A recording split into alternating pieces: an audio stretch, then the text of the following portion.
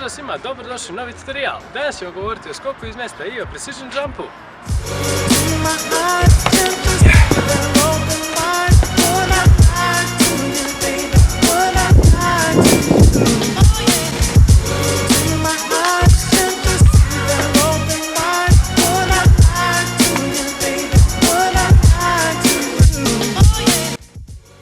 Osnovna razlika između precision jumpa i običnog skoka iz mjesta jeste da u običnom skoku iz mjesta skačete što dalje možete, dok kod precisiona skačete na neki zid ili ogradu, uglavnom na nešto ciljano. Kada govorimo o skoku iz mjesta, većina ga na početku radi ovako.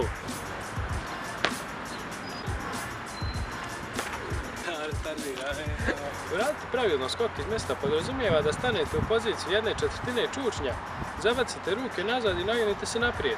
Potom skačete i rukama jako vučete naprijed. Ujedno možete da iskoristite i vaše ruke da biste održali balans. Kod precision jumpa veliki broj stvari je sličan kao i kod običnog skoka iz mjesta. Razlika je samo u odrazu i u doskoku. Što se tiče odraza, skačete sa ivice zida, a ne sa zida bukvalno.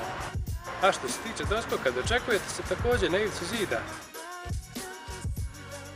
Naravno, nemojte odmah da učite ili kada naučite, nemojte odmah da radite precision na nekim velikim visinama.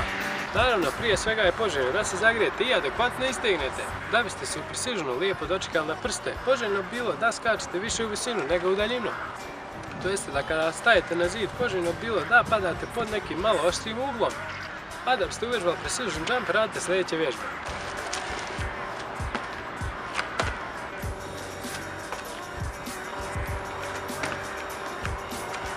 Uvježbajte svoj doskok da bude što tiši i pravilniji.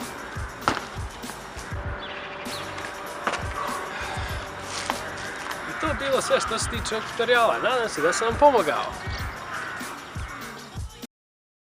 Naravno, nemojte odmah da radite ili kada naučite, nemojte odmah da radite. Nemojte odmah. Niže veze. Evo ću tu. Halo.